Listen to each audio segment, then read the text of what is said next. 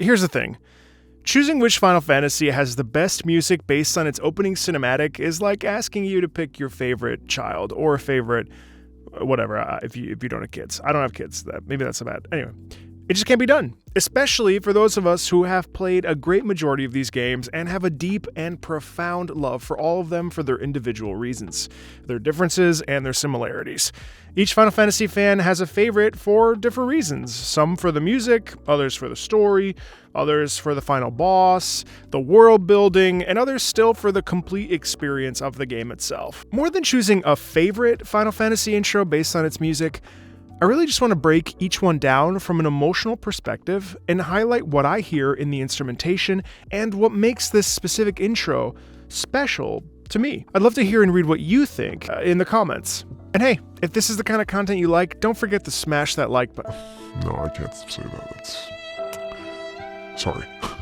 Anyway, the track that really sticks out to me the most is the opening intro from Final Fantasy VIII, Liberi Fatali. Let's dive into it.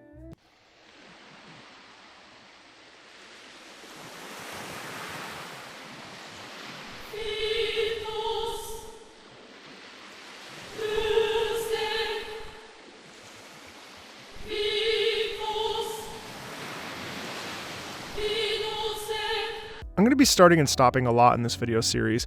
There are just too many moments in each of these videos that I don't want to lose out on. Even here in this stillness, this silence. It's amazing how often we think we have to have noise in order to create or produce an effect. But the reality is silence is incredibly powerful. The fact that we start with just the noises of the waves rolling onto the sand like that, and then as if out of nowhere we hear these female voices that are just saying Fithos Lusek, Fithos Vinosek on one pitch in a unison rhythm.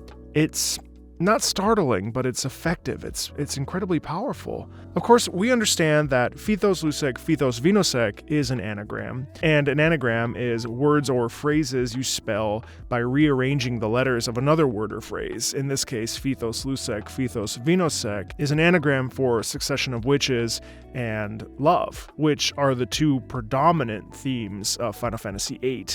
It's kind of interesting that we set the mood and we set the scene for what Final Fantasy VIII will be right away. Probably most of us didn't even realize it at the time while we were listening to this.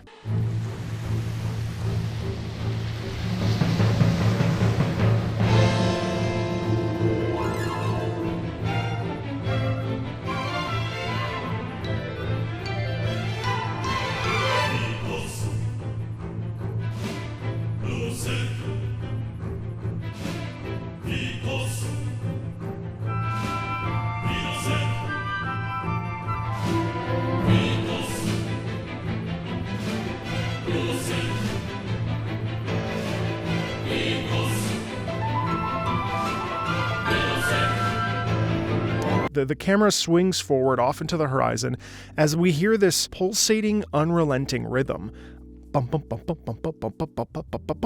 As we drive forward into the unknown. Of course, then the orchestration layers, the timpani pounds like this heartbeat. We hear this harp glissando. We have this rhythmic pattern that highlights the sudden tension. And it's like we're thrust into these events, and it's like it all comes sharply into our eyes. We also have the men here that are repeating what the female choir said, Fithos Lusek, Fithos Vinosek, and I think in this case it represents Squall. It represents maybe Squall stepping into his power, or as a person and the danger he and his friends will face. There's a bit of this foreboding, foreshadowing that I think having the female start and then being followed by the men in the same strong Fithos Lusek. Here it's also interesting because we have this ascending pitch, which again is a fantastically simple thing to go Fithos Lusek, Fithos Vinosek. That's just a stepwise motion, yet that with those sharp rhythms and that unison sound, it creates this just immense amount of tension.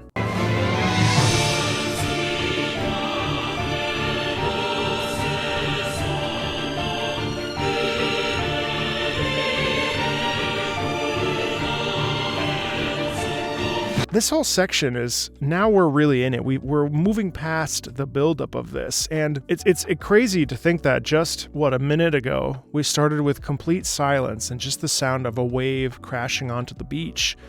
But now we've got this anxiety and this tension, and we're being bombarded with it.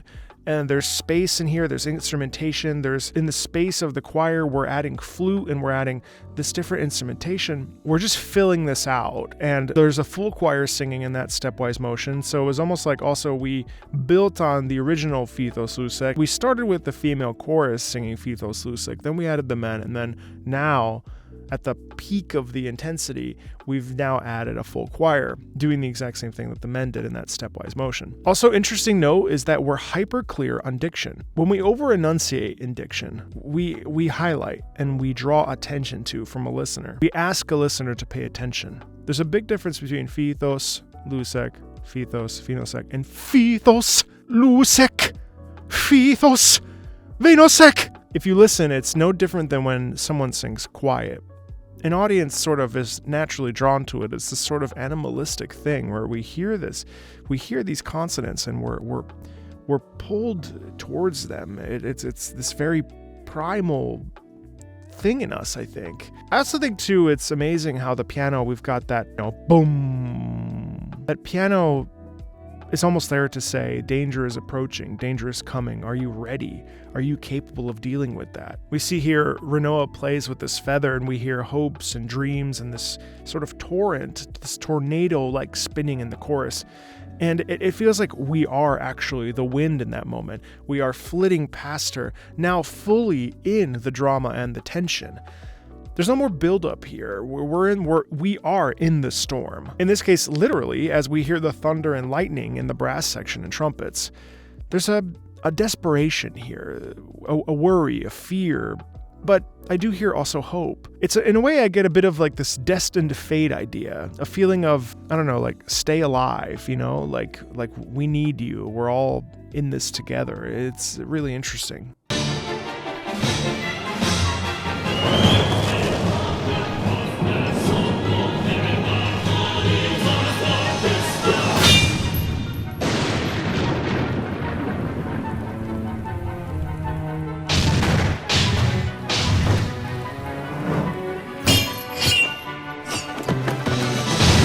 There too, we have a moment of stillness. There's a few things that happen. Conveniently, the thunder sound also reflects the shift into the battle sequence here between Cypher and Squall, but not before the musical reveal of Idea, the villainess of the game, so we're told. We have this moment of stillness there where, we see the gunblade fly through the air, and then suddenly we see Idea, and we hear this cello and this sort of like introduction of this nemesis. It's the one moment of peace we get as we continue this forward, unrelenting piece of music.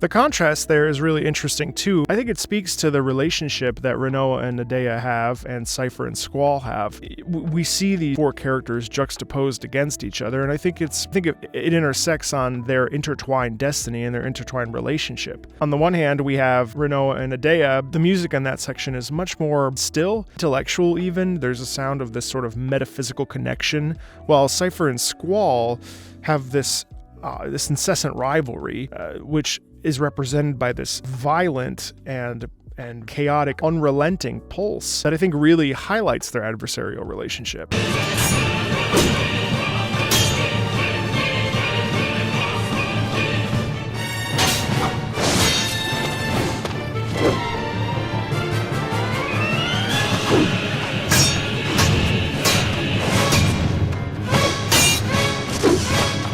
That's some of my favorite music.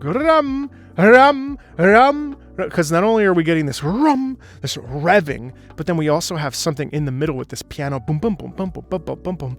And again, it's just this, it just fits the visual in such a beautiful way. And it reminds me of how programmatic this music even was at this time period, 20 years ago. The video game music aiding what's occurring on this on stage and in the visual on the television. It's astounding how we are pulling all of this drama from the music.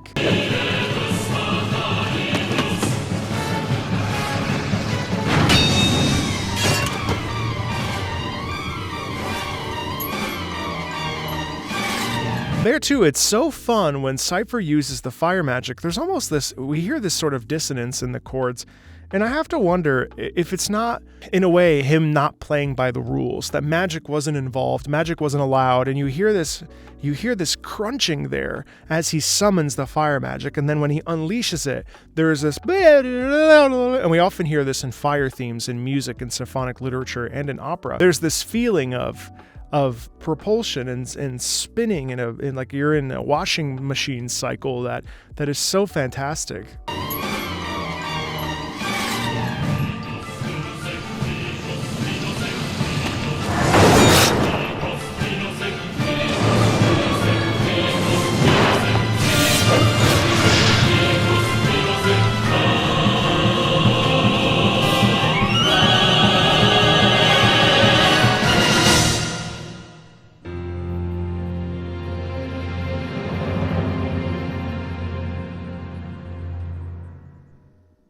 It's astounding to think that this came out in 1999, honestly.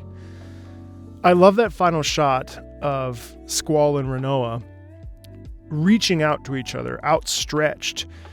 It's almost like that's the destiny that we're waiting to see come together and intertwine and become one. But we don't get that satisfaction of having that in that moment, as it quickly, bum, and the logo appears. It's like, it's this wait and see teaser that we know that these characters are connected in some way. We just don't know how, especially at the beginning of this. I also think it's interesting, Phytos Phenosec. Just that clash is so apparent, and I think it was a brilliant move to include Cypher and Squall and Renoa and Adea's relationships all in this opening movie. It's very concise, it's very tight, it's very focused, and it has stuck with me for a long time.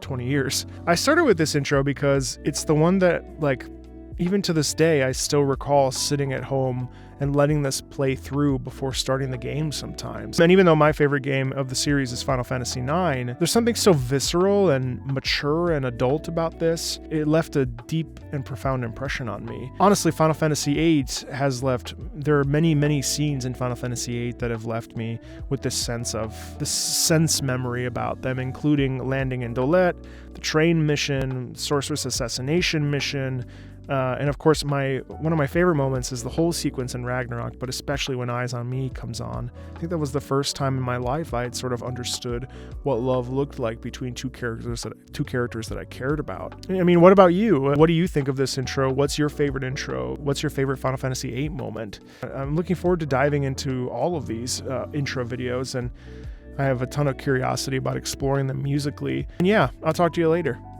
Bye.